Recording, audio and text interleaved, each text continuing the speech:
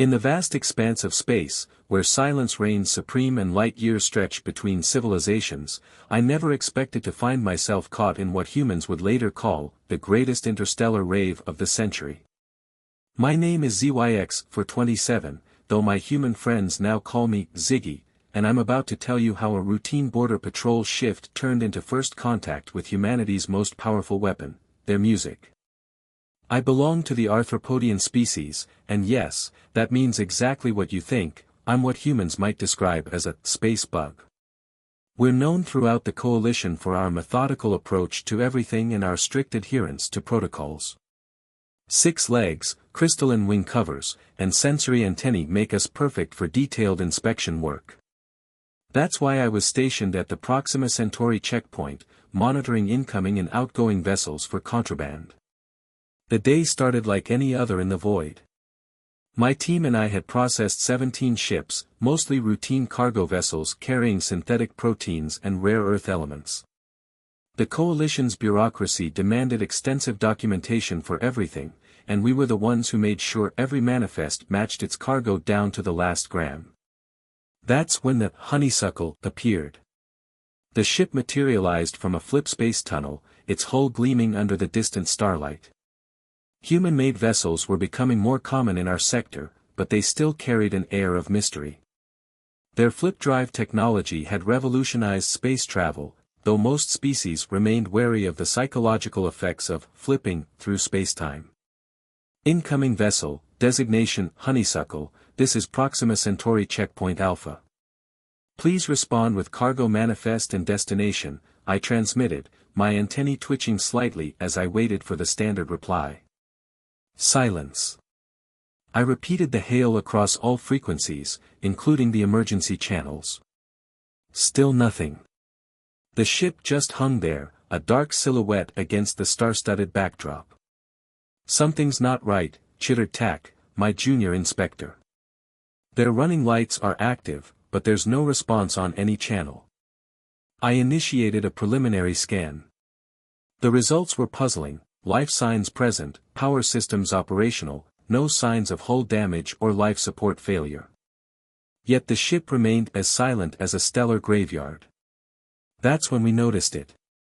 At first, it was barely perceptible, a slight vibration in our sensor arrays. As we moved closer to investigate, the vibration grew stronger, taking on a rhythmic pattern that seemed to pulse through the very fabric of space. Main Control, this is Inspector Zyx-427 requesting permission to board the human vessel, Honeysuckle. We're detecting unusual energy signatures and rhythmic vibrations. No response to communication attempts. The response came back immediately, permission granted. Exercise extreme caution. Humans are unpredictable, especially in unusual situations. I assembled my boarding team, myself, Tack, and our technical specialist, Vreen. None of us wore combat gear, we were inspectors, not soldiers. Our atmospheric suits were standard issue, designed for basic protection against vacuum and toxic environments. As our small boarding craft approached the Honeysuckle, the vibrations intensified. Through our hull, we could feel a steady beat, like the pulse of some giant cosmic heart. Our ship's AI attempted to analyze the pattern but could only report that it matched no known engine signatures or weapons frequencies. The docking procedure was automatic, our craft connecting to the human ship's external airlock with a solid thunk. The moment our hulls made contact, the vibration transformed into something more, music, raw and powerful, transmitted through the metal of our connected ships. Call on me, call on me, call on me. The words were meaningless to us until we activated our translators, but the rhythm spoke to something primal, something that transcended species and culture. I watched in fascination as Tack's antennae began to move in time with the beat, though I doubt he was even aware of it. We proceed according to standard boarding protocols, I announced, trying to maintain some semblance of official procedure. Atmospheric analysis first, then we move through the ship section by section. The Honeysuckle's airlock cycled open with a hiss, releasing a burst of human-breathable atmosphere into space. Our suit sensors analyzed the mix, nitrogen, oxygen, traces of argon and carbon dioxide, all within normal human parameters. No signs of pathogens or chemical weapons. As we stepped into the airlock chamber, the music grew louder, more insistent. Through the inner door, we could see emergency lighting casting long shadows down the main corridor. Everything vibrated with the rhythm, wall panels, floor gratings, even the status displays flickered in time with the beat. "Look at these readings," Vreen chittered, his manipulator appendages dancing across his sensor unit.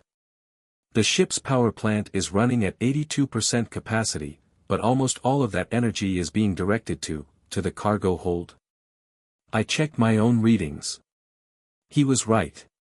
Whatever was happening aboard the Honeysuckle, its heart was beating in the cargo section.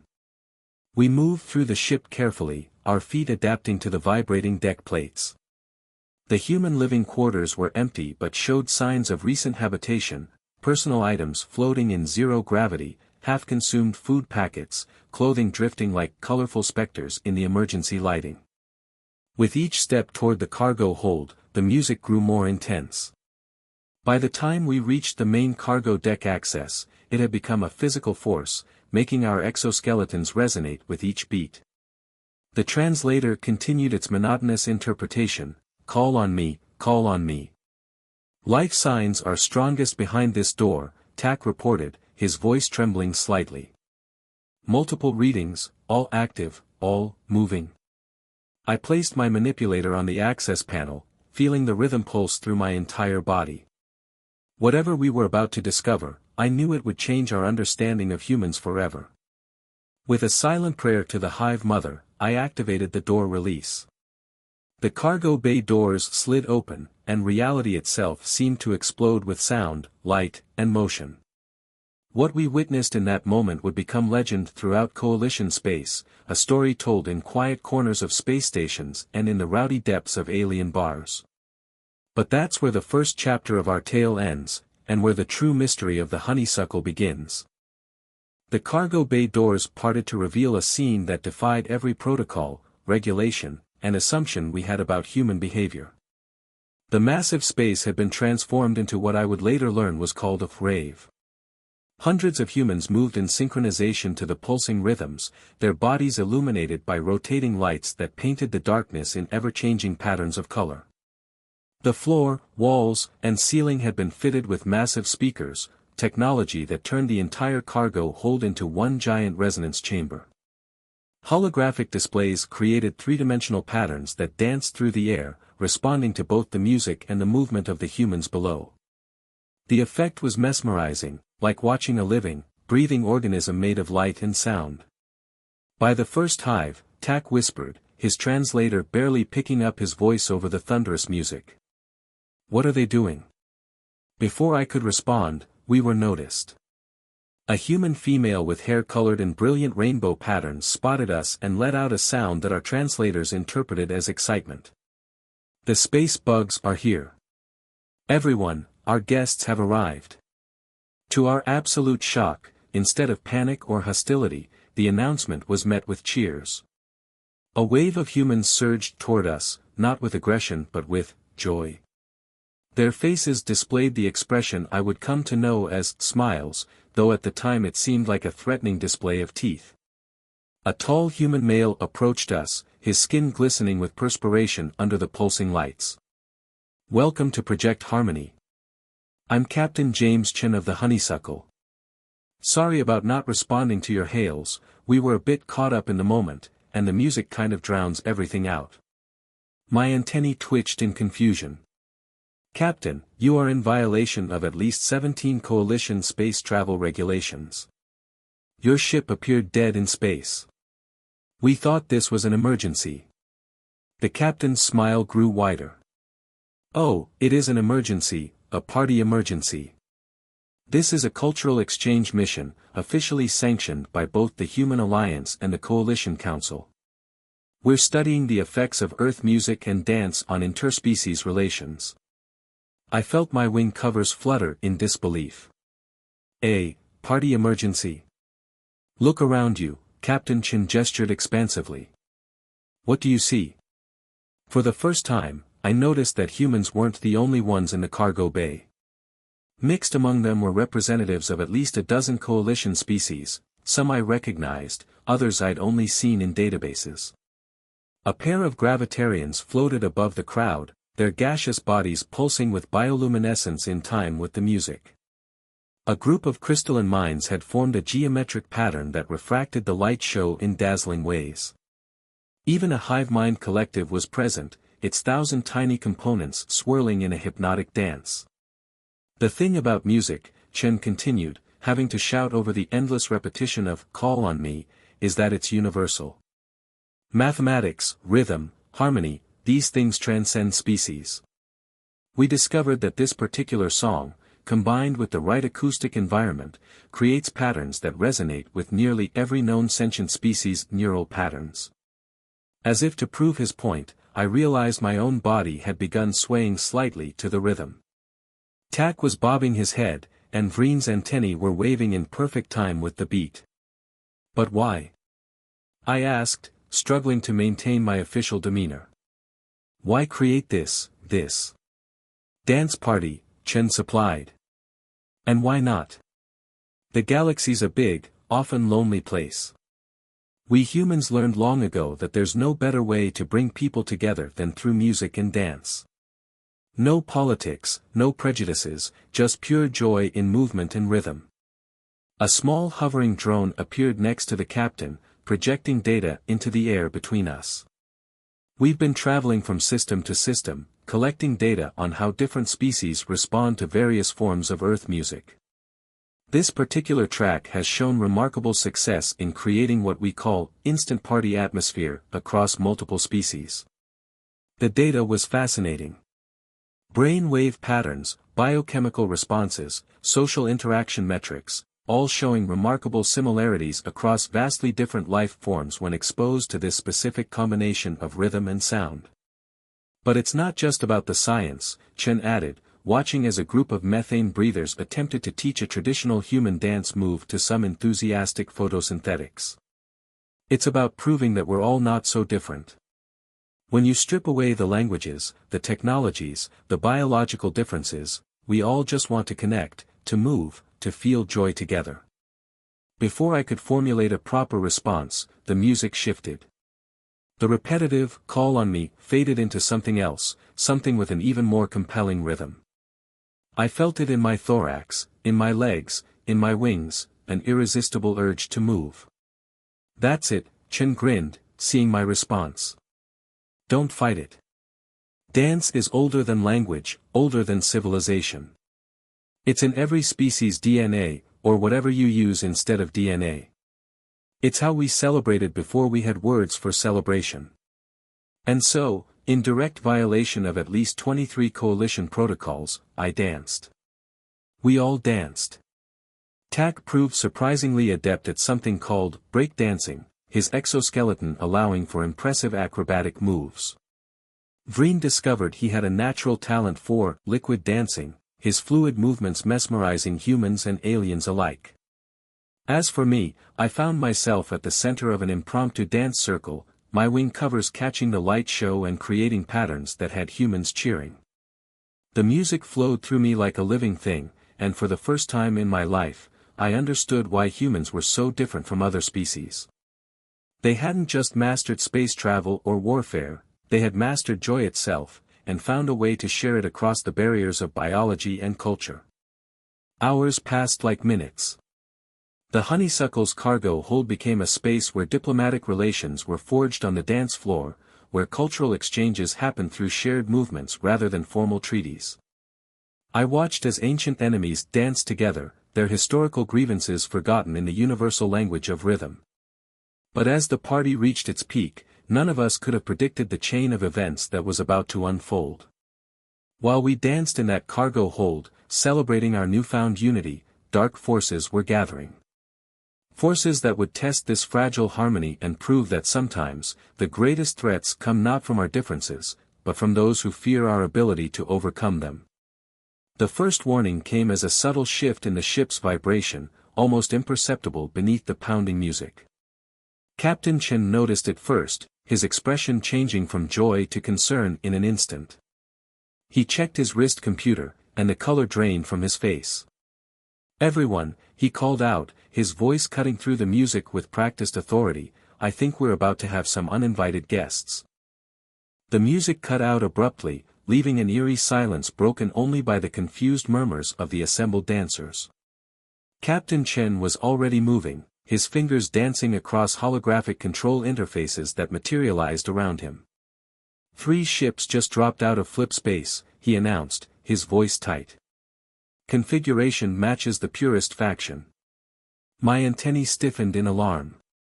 Everyone in Coalition space knew about the Purists, a radical group dedicated to maintaining the genetic purity of spacefaring species. They opposed any form of cultural mixing, viewing it as a threat to what they called natural cosmic order. "How did they find us?" I demanded, already shifting into emergency protocol mode. This gathering was supposed to be secret. Chen's face darkened. "We have a bigger problem. They're broadcasting on all frequencies. Everyone needs to hear this." A harsh, grating voice filled the cargo hold. "Attention cultural degenerates aboard the vessel Honeysuckle. This is Purification Fleet Commander Vrax. Your experiment in species pollution ends today. You have 30 minutes to separate all life forms by species and prepare for boarding. Any resistance will be met with immediate disintegration." The cargo hold erupted in panic. Different species reacted in their own ways. The crystalline minds began vibrating at their fear frequency, the gravitarians condensed into defensive formations, and the hive mind collective scattered into its component parts. "Quiet." The command came from Tak, his voice amplified by his suit's external speakers. Everyone froze, surprised by the authority in the usually timid inspector's voice. "Look at us," he continued. "Minutes ago, we were all one community. Are we going to let fear undo everything we just experienced?" Captain Chen nodded approvingly. "Tak's right. But we need a plan. We've got 300 beings aboard from 27 different species. The Purists have us outgunned, and the Honeysuckle is a converted cargo ship, not a warship." That's when Vreen, who had been unusually quiet, stepped forward. "Perhaps," he chittered excitedly, "we don't need weapons. We have something more powerful." All eyes, optical sensors, and sensory organs turned to our technical specialist. "The music," he continued. "Not just as music, but as a weapon. Captain, you said the sound system in this hold was powerful enough to resonate through the ship's hull, yes?"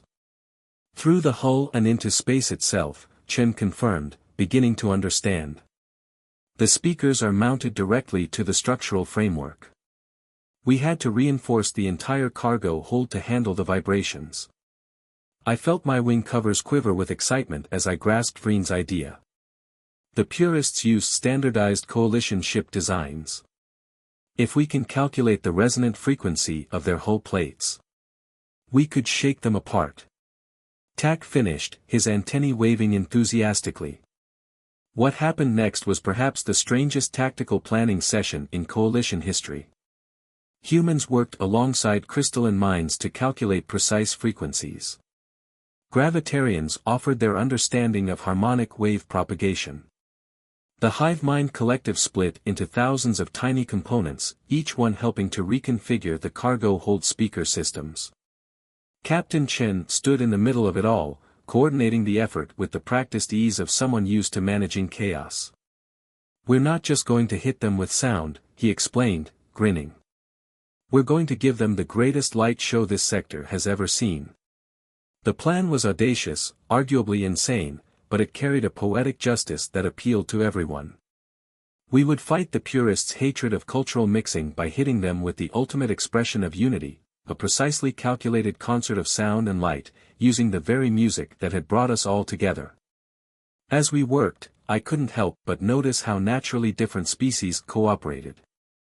A methane breather's mathematical insights would be translated by a human, refined by a crystalline mind, and implemented by a swarm of hive mind components. We weren't just fighting the Purists, we were proving them wrong with every moment of collaboration. 20 minutes until they board, Chen announced. How are we looking? Vreen's appendages flew over his modified sensor array. The frequency calculations are complete. We've mapped the structural weaknesses in standard coalition hull designs. But there's a problem, we'll only get one shot at this. The energy required will probably burn out our entire speaker system. Then we make it count, I said, surprising myself with my determination. What's the most powerful song we have? Chen's smile turned predatory. Oh, I know just the one. It's an old Earth classic called Sandstorm. When humans first achieved spaceflight, this was one of the songs we broadcast into space. Some historians think it's why several alien species decided to make contact, they wanted us to turn it off. As the Purist's deadline approached, we made our final preparations. The cargo hold had been transformed. Every speaker was now aligned to project focused waves of sound into space. The light systems had been reconfigured to create disorienting patterns specifically calibrated to the known visual sensitivities of Purist crew species. 5 minutes, Chen announced. Everyone who can need to secure themselves. This is going to get intense. I looked around the cargo hold one last time. Humans stood shoulder to shoulder with aliens of all descriptions. Some species that had been historical enemies were now working together, united against a common threat. The Purists claimed to be protecting the natural order, but looking at this scene, I understood that cooperation was the most natural thing in the universe. 2 minutes. Opening cargo bay doors. The massive doors slowly opened to space, protected by the ship's force fields. Through the transparent barrier, we could see the 3 Purist ships, their angular forms dark against the stars. They were moving into boarding position, completely unaware of what awaited them. 1 minute, Chen's voice was steady. Everyone ready? I felt a hand on my shoulder, a human gesture of solidarity that I had come to understand. It was Chen. You know, he said quietly, after this, there's no going back. You're probably going to lose your job as an inspector. My antennae twitched in what humans would learn to recognize as my version of a smile. Sometimes, I replied, you have to break the rules to enforce the only law that matters, the law of harmony. 30 seconds. Around us, hundreds of beings from across the galaxy held their positions. The gravitarians glowed with anticipation. The crystalline minds hummed at their ready frequency. The hive mind collective had formed itself into a perfect geometric pattern. 10 seconds. Chen's fingers hovered over the control interface. On the main screen, we could see the Purists' boarding shuttles beginning to launch. 5, 4, 3, 2, 1. The universe held its breath. Let's show them how the galaxy really dances. Chen's hand came down, and what happened next would be talked about in spaceports and colonies for decades to come. But that's another part of our story, one that would change not just our lives, but the very nature of interstellar relations forever. The first bass note hit like a physical force, a wall of sound so powerful it made the void itself seem to ripple. The honeysuckle's reinforced hull channeled the energy outward, focusing it like a lens.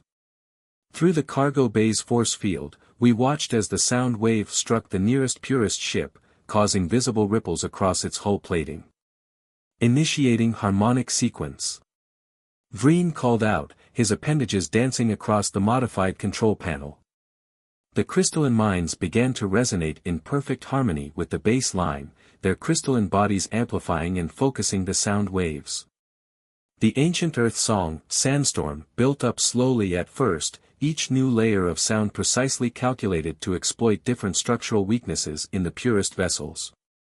The repetitive electronic melody, once designed for Earth dance clubs, now became a weapon of mathematical precision. Energy output at 87% of maximum. Tak reported, his antennae vibrating with the intense sound.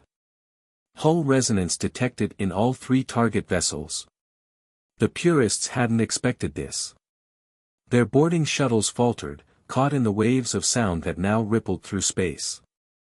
We could see their crews struggling to maintain control as their ship's hull plates began to vibrate at frequencies they were never designed to withstand. That's when Captain Chen activated the light show. Hundreds of high-powered laser arrays, originally designed for entertainment, now projected precisely choreographed patterns into space. The Gravitarians had helped calculate patterns that would create maximum disorientation for purist visual systems. The effect was devastating, a synchronized assault of light and sound that turned the very principles of entertainment into a defense system. "They're trying to communicate," someone shouted. Indeed, the Purist commander's voice crackled through our speakers, distorted by the sonic assault.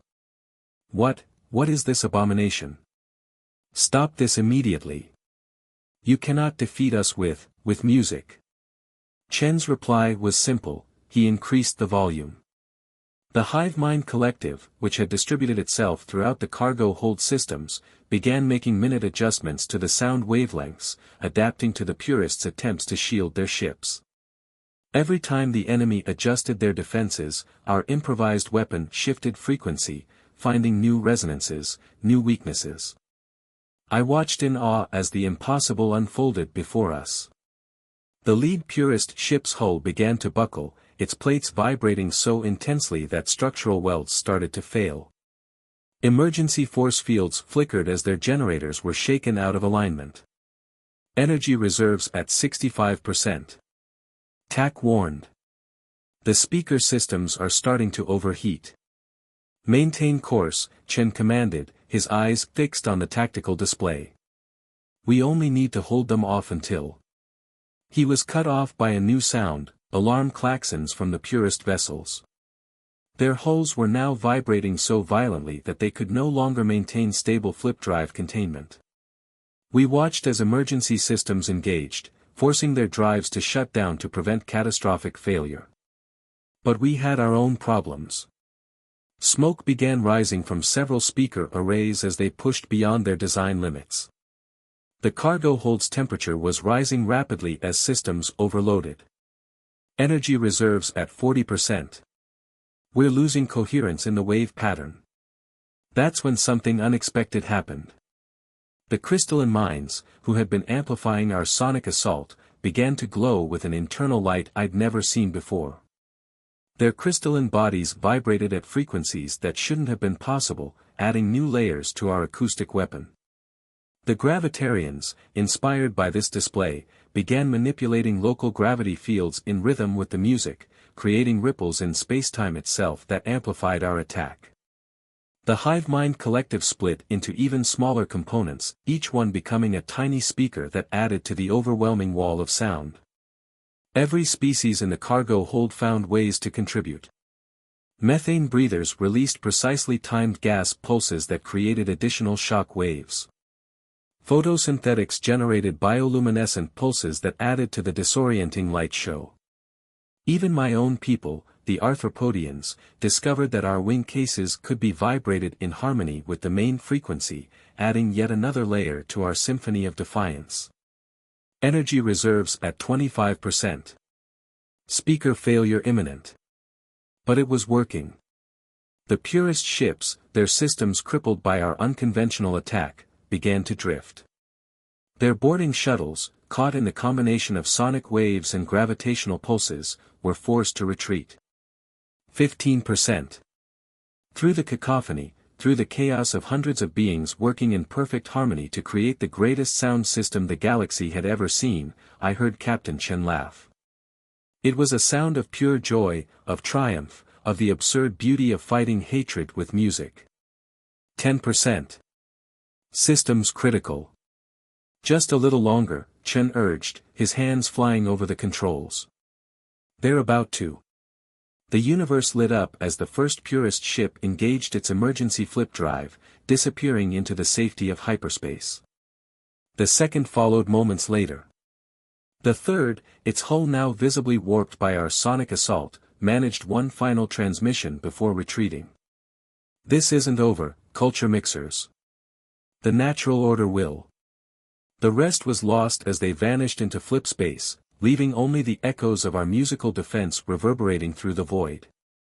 Then, with a series of spectacular electrical discharges, our speaker system died. The cargo hold fell silent, the sudden absence of sound almost as shocking as the cacophony had been. Smoke rose from burned-out systems, and the air was thick with the scent of overheated electronics. For a moment, nobody moved. Nobody spoke. We all just stood there, aliens and humans alike, united in the aftermath of what we had just accomplished. Then, somewhere in the crowd, a human began to laugh. The sound was infectious, spreading through the gathering despite the fact that many species didn't even have the biological capability to laugh. They expressed their joy in their own ways, light pulses, pheromone releases, gravitational ripples, creating a celebration as unique as our defense had been. "Well," Chen said, wiping tears of laughter from his eyes, "I guess we'll need a new sound system." But as we celebrated our victory, none of us realized that this was only the beginning. The story of how a cargo hold full of dancers drove off a Purist attack fleet with the power of music was about to spread across the galaxy, sparking a movement that none of us could have predicted. And that movement would bring both incredible opportunities and dangerous new challenges. Because while we had won this battle with nothing but sound and light and the power of unity, the war for the soul of galactic civilization was just beginning. And somewhere out there, the Purists were regrouping, planning their response to the day they were defeated by a dance party. News of our unconventional victory spread through coalition space faster than a flip drive could carry it. Within days, the story had evolved into something approaching legend, how a cargo hold full of diverse species had turned music into a weapon, using harmony to fight those who preached separation. The honeysuckle incident, as it came to be known, became a symbol of something larger than any of us had anticipated. I was summoned to the Coalition Council chamber 2 weeks after the event. The massive circular hall was filled with representatives from every member species, their combined chatter creating a symphony of different communication methods. As I walked to the center platform, I noticed Captain Chen and my colleagues, Tak and Vreen, already waiting. The Council's chief speaker, a being of pure energy contained within a crystalline matrix, addressed us first. "We have reviewed the events aboard the vessel Honeysuckle.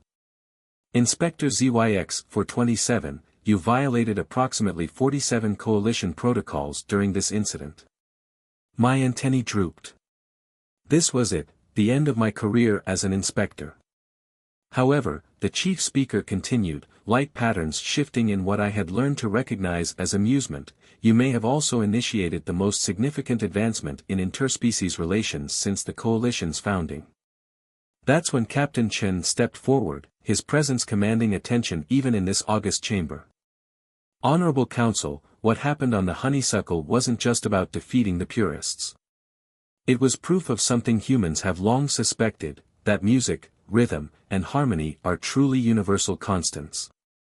Every species, regardless of their biology, responds to certain frequencies, certain patterns. It's written into the very fabric of the cosmos." The chamber erupted in discussion, thousands of beings communicating in hundreds of ways. The chief speaker raised an appendage for silence. "Explain further, Captain." "The Honeysuckle wasn't just a party ship," Chen revealed. "It was part of a larger research project.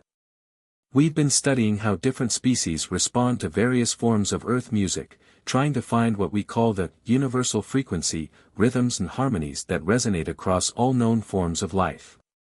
Holographic displays materialized around us, showing data from the Honeysuckle's experiments.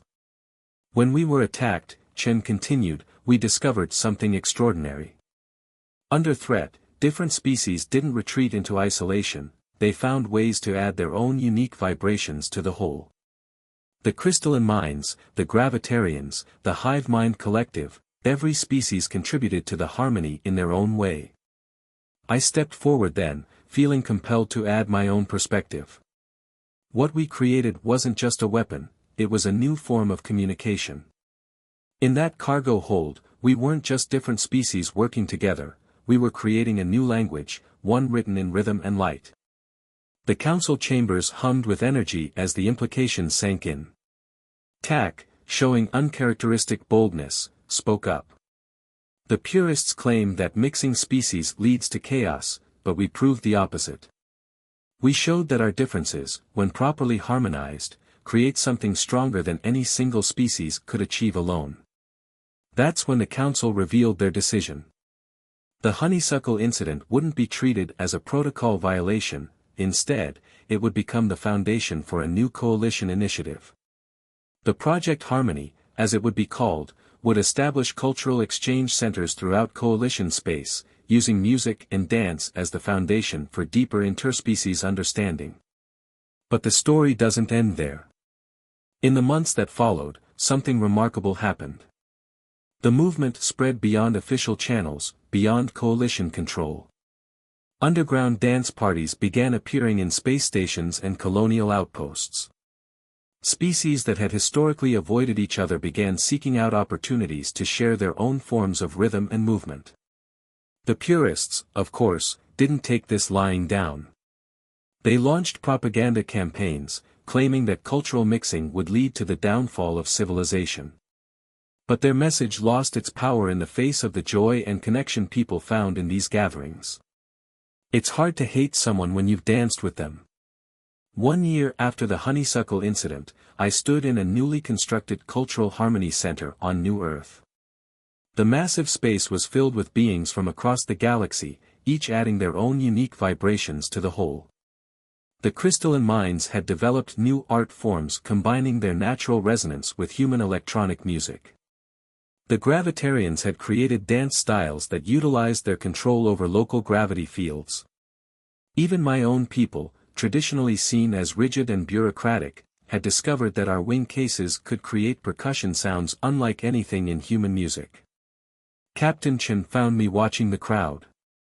Still hard to believe it all started with a routine inspection, isn't it? He grinned. Sometimes the most important changes come from unexpected places, I replied, my antennae moving in time with the music. Who would have thought that human dance music would end up being the key to galactic harmony? It makes sense though, Chen mused. Music is mathematics, physics, and emotion all wrapped up together. It's both rational and spiritual, structured and free. Just like the coalition itself. As if to prove his point, the familiar beats of "Call on Me" began playing through the center's speakers. The crowd erupted in cheers, the song had become something of an anthem for the movement. I watched as hundreds of different species moved together, each in their own way but all part of the same greater harmony. The purists are still out there, of course. Change never comes without resistance. But we've discovered something they can't defeat, the simple truth that the universe itself is built on rhythm and harmony.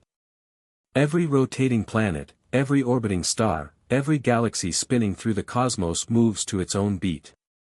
We just needed to learn how to dance to it together. As for me, I did lose my job as an inspector. But I gained something far more valuable. I now travel with the honeysuckle, helping to spread what we call the universal groove to every corner of coalition space. My official title is Interspecies Rhythm Coordinator, but most people just call me DJ Ziggy.